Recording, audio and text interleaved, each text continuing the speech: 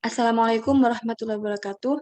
Kami dari kelompok 8 akan mempresentasikan terkait dengan materi step proses menulis laporan dan perencanaan proposal.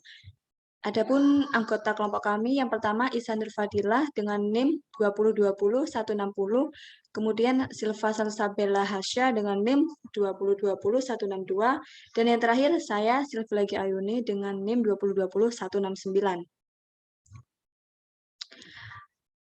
Pembahasan yang terkait ada 4. Yang pertama, penulisan laporan bisnis. Yang kedua, penulisan laporan singkat. Yang ketiga, penulisan laporan formal. Dan yang terakhir, perencanaan proposal bisnis. Yang pertama, penulisan laporan bisnis. Laporan bisnis adalah laporan yang mempunyai berbagai karakteristik seperti netral, tidak memihak, objektif, penyampaian informasi baik internal maupun eksternal, biasanya diminta untuk memiliki kewenangan yang tinggi dan memiliki tujuan tertentu, yaitu membantu pemecahan masalah dan pengambilan keputusan.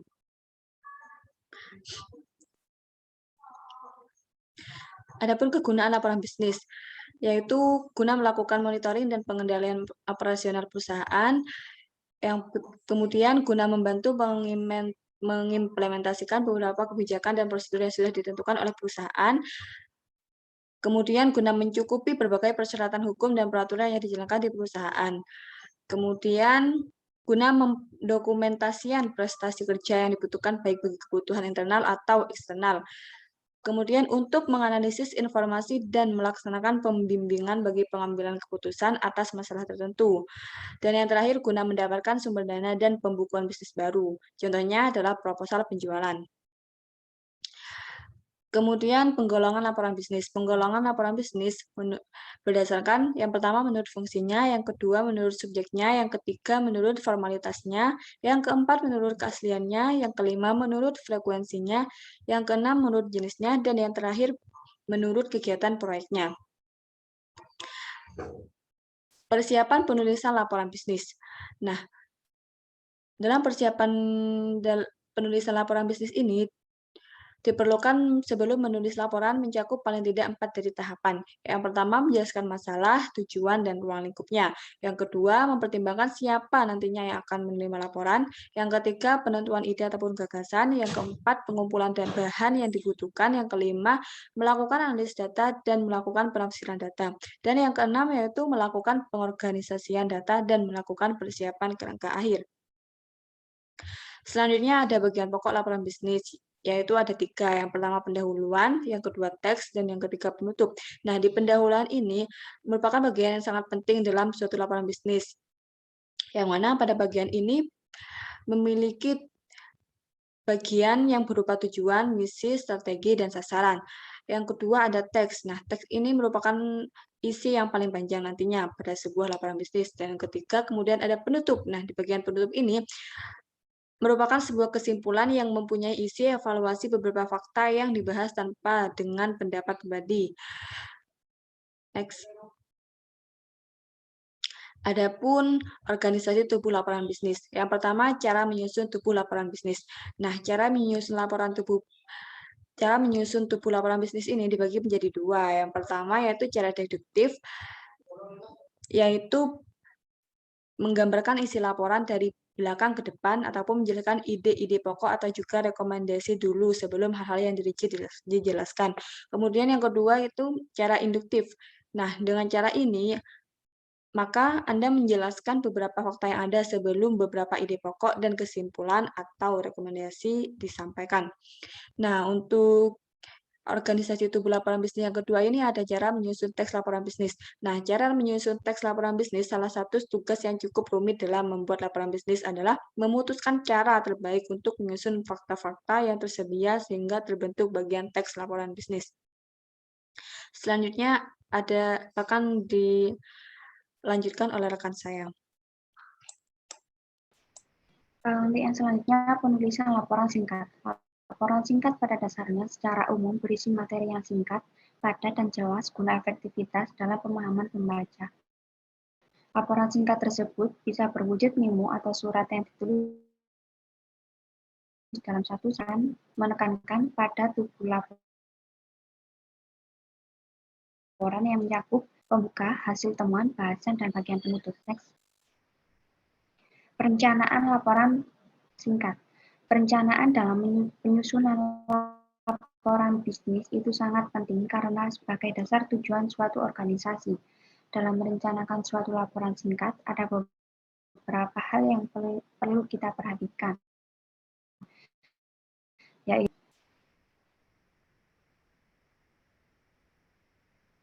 masing-masing elemen akan mempengaruhi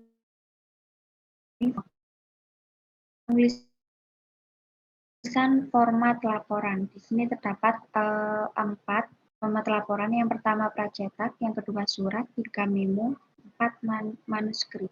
Next.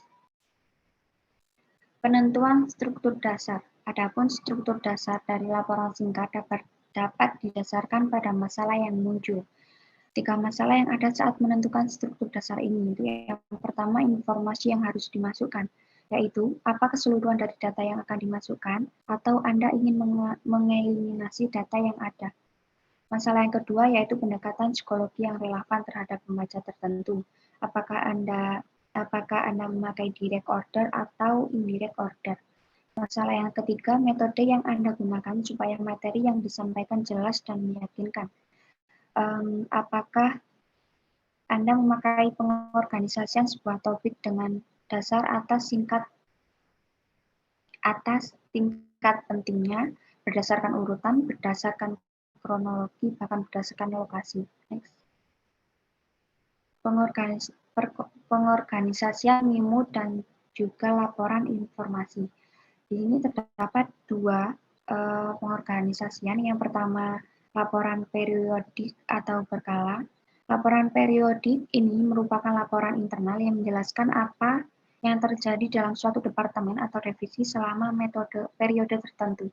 Yang kedua, laporan aktivitas personal atau individu, yaitu laporan aktivitas personal berisi deskripsi individual terhadap apa yang terjadi selama satu konvensi atau dalam perjalanan. Next. Pengorganisasian laporan analitis. Tujuan utama dari laporan analitis adalah untuk melakukan persuasi kepada pembaca agar dapat menerima suatu kesimpulan atau rekomendasi.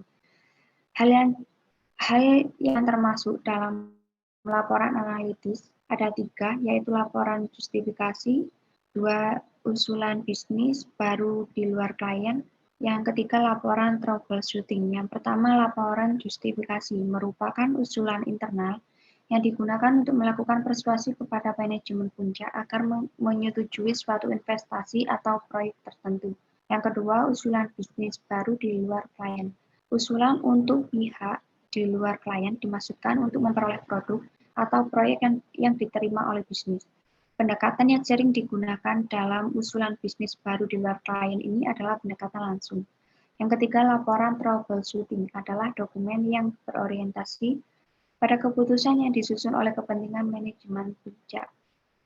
Next. Untuk yang selanjutnya akan dijelaskan oleh rekan saya, Silva. Untuk selanjutnya ada penulisan laporan formal. Laporan formal dapat dipanggil dengan laporan panjang. Ada sebagian yang membuat beda antara laporan formal dan laporan informal. Tidak saja dalam sedikit atau banyaknya halaman surat. Saat penyusunan perencanaan formal perlu untuk dipertimbangkan di antaranya yaitu mendefinisikan masalah, menyusun kerangka guna melakukan analisis, membuat rencana kerja, melakukan penelitian, serta melakukan analisa data. Berikut penjelasannya. Yang pertama yaitu ada mendefinisikan masalah. Pada saat melakukan pembuatan laporan, yaitu suatu laporan informasional ataupun laporan analitikal, langkah awal ialah membuat pendefinisian masalah, sehingga harus mampu untuk memutuskan suatu informasi apa yang dibutuhkan untuk penyelesaian sebuah laporan. Yang kedua yaitu kerangka untuk analisis. Kerangka penelitian berisi langkah-langkah pemecahan masalah. Kerangka laporan berisi alternatif pemecahan masalah antara lain yaitu yang pertama mengembangkan struktur yang logis, yang kedua aturan pembagian, dan yang ketiga yaitu menyusun kerangka terbuka. Langkah ketiga yaitu menyusun rencana kerja. Rencana kerja formal akan berisi sebagai berikut. Yang pertama, permasalahan yang dihadapi. Yang kedua, maksud dan ruang lingkup atas penelitian Anda. Yang ketiga, ada pembahasan dengan dasar urutan tugas seperti sumber informasi, observasi ataupun eksperimen, dan batasan waktu untuk uang atau data tersedia. Yang terakhir ada melakukan telaah berdasarkan atas pekerjaan proyek, jadwal, dan sumber-sumber yang diperlukan, atau siapa yang bertanggung jawab, kapan akan dilakukan, dan berapa biaya investigasinya. Langkah yang keempat adalah melakukan penelitian. Bahwa adanya suatu nilai pada laporan tergantung dengan kualitas sebuah informasi ketika melakukan pengumpulan informasi. Adanya suatu perencana kerja akan mampu memberikan kemudahan saat melakukan proses riset, sehingga untuk mendapatkan suatu informasi yang diperlukan baik dapat melalui sumber data primer dan sekunder. Sedangkan pada sumber primer dapat memberikan data dari sumber pertama atau asli. Namun kalau sumber sekunder mendapatkan data dari pihak kedua. Yang kelima ada analisis data. Dari data yang didapatkan saat melakukan riset, kemudian dilakukan dengan cara menganalisis data. Hasil temukan, dilakukanlah analisis data dengan tujuan mengetahui adanya suatu hubungan terhadap fakta yang ditunjukkan saat penelitian. Sehingga dengan adanya berbagai data dari sudut pandang yang berbeda, sehingga akan mampu menjawab pertanyaan dalam suatu rencana kerja. Pembahasan yang keempat ada perencanaan proposal bisnis. Proposal adalah suatu saran atau permintaan kepada seseorang atau suatu badan untuk mengerjakan atau melakukan suatu pekerjaan. Maka dapat disimpulkan proposal adalah suatu perancangan kegiatan atau kerja yang disusun secara sistematis dan terperinci sesuai standar oleh seseorang atau sekelompok orang untuk diajukan kepada pihak yang dikehendaki dalam mendapatkan persetujuan bisnis. Untuk selanjutnya ada syarat-syarat yang menyangkut perencanaan perorganisasian penulisan proposal bisnis. Yang pertama ada sistematis, yang kedua ada berencana, yang terakhir ada mengikuti konsep ilmiah serta jelas dan dapat dimengerti. Untuk yang selanjutnya ada pemanfaatan dokumen visual dalam laporan dan proposal bisnis. Penulisan laporan dan proposal bisnis akan lebih mengena dan efektif apabila dikomunikasikan secara visual dengan memberikan tabel, grafik, bahkan diagram atau gambar yang dibutuhkan. Sekian dari kelompok kami. Terima kasih. Wassalamualaikum warahmatullahi wabarakatuh.